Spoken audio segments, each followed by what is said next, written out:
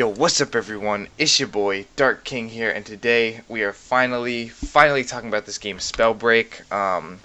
I have not been able to make content on this game because it's been under NDA, but the NDA just lifted today, this morning. So like a couple hours before, I don't know how many hours before this is released. Anyway, before ignoring that, I kind of want to talk about the game, like what it's about, why I like it so much, why I think it's a very viable BR, and I think it'll do very well. And that's mostly just because it's so unique. It kind of all other BRs, most other like interactive third person games, they're shooters. Spellbreak isn't a shooter at all. From the gameplay you can see in the background, there's no guns. You wear gauntlets and you can have 2 of them equipped at any time. You can have more in your inventory if you want to switch them out. I know some people, each gauntlet is different, so some people run like 3 or 4 gauntlets for specific situations. They'll be switching them out all the time, which is crazy. I only run 2 because I'm simplistic that way. But anyway, so the way the gauntlets interact, each property or each, I don't know, class interacts with each other class in its own unique way. Some of them don't interact at all. I think some classes interact with most of them. Other classes don't really interact with any of them. But the way that you can like mix and match what you're doing, I guess the possibilities, the creativity that the game gives to the player, is really enticing, and I think it fits. It allows for people to play the game in their own way. It allows for people to kind of like choose the gauntlets that fit their play style. They can mix and match if they're not super comfortable to get into something that is comfortable. And yeah, so that's like the gauntlets basic overview. I just really like the system because it's super inventive. It's not just guns. It's not like, oh, I have my shotgun, I have my rifle. Yeah, there are long range gauntlets, there's shorter range gauntlets, but you can kind of use the gauntlets in different ways. Like you can use some gauntlets for short and long range. Some are mid to long range. Some long range. Some people like the ice gauntlet is kind of like a sniper, but some people use it at short range because they're crazy, because that's just what they like. And that's one of the beautiful things about this game. You can do that if you want to. You can't really use a sniper at close range. I mean, you can if you're like really good in some other BRs, but it's not super viable. There aren't a bunch of people doing it, but there are a bunch of people that use the ice gauntlet at short range. So yeah, the next thing I want to talk about before I get out of breath is the map. And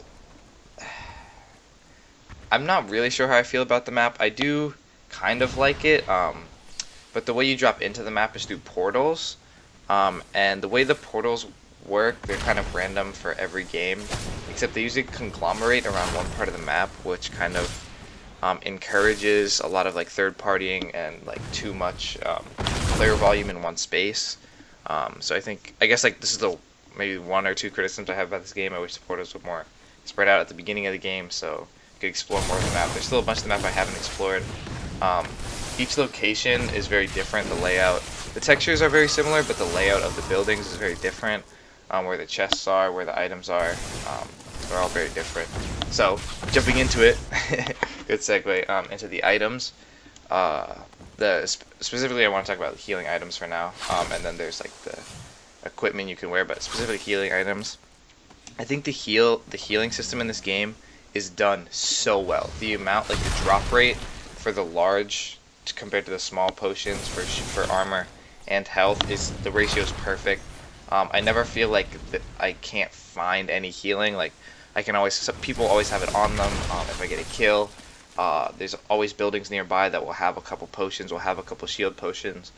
So I never feel like I'm out of health. The only time is maybe very late end game, where there's like still like 5 people left. We're all trying to like win, so we're all kind of like engaging and then unengaging and trying to heal in between. That's kind of the only real time, and even then it doesn't feel wrong. It doesn't feel like, oh, I should have a potion right now, because like through the whole game I had access to all the potions that I needed, and saving them, being good enough to not get hit, I guess. Being able to save those potions is really is one of the parts of the games that I really like, because I'm never like, oh man, I don't have enough health, give me health. And then there's a difference between small potions and big potions. big potions take longer to drink, but they give much more health than the amount of time more that they take to drink. So they're very good, like in between fight things, to have as kind of like secondary items. You might want small potions that are quick and easy to pop, like in the middle of a fight. You hide behind a building or something. So I like that. And then going into the equipment, you have amulets, which have all kinds of different effects. You have the belts, and then you have the boots. So the amulets deal with your mana system. So each spell from the gauntlet takes away mana, but then the sorceries don't. The sorceries have a timer cooldown. So what some of the gauntlets can do, not gauntlets, what am I saying? What some of the amulets can do is the amulets will like reduce the time it reduce the time it takes to like cast a spell. They can reduce the amount of mana that's consumed. It can increase your max mana. So there's all different kinds of things it can do. Then there are gauntlet specific I keep forgetting the name. Amulets. They're gauntlet specific amulets. So there's like a fire one that makes you spawn more fireballs after the fireball hits the ground. The ice one makes you be able to have more speed while you're zoning in before you hit someone. It makes the ice thing bounce. The ice arrow bounce, I guess. I don't know what it's really called. So that's super complex and allows for a lot of personalization on the player's part. Then there's the belt. The belts usually have to deal with health or runes, and runes we'll get into later. But most of it's to deal with health, so it'll reduce incoming damage. They can increase your max health. They can increase your max shield. And that's kind of mostly what they do. The only other thing affects runes. They can give you more rune charges. And yeah, so then going into the boots, we have most of the boots that increase sprint speed. They'll lower gravity, so you can jump higher. One of the legendary boots will give you 3 jumps instead of 2, because this game you can double jump, which is amazing. It's really good at faking out people when they think you're landing, so they'll aim somewhere and you can just jump again. I really like the boots of leaping, which is like gives you 3 jumps and makes you jump higher, because I like being in the air. I don't know why, I just do. But that's the thing, like I can find some boots that really fit my playstyle, make me feel really comfortable in the game. So then going into runes are I think you use it with your R key. Runes are kind of how do you call it? I don't even know what to say. They basically give you very unique powers that you can use on a timer cooldown.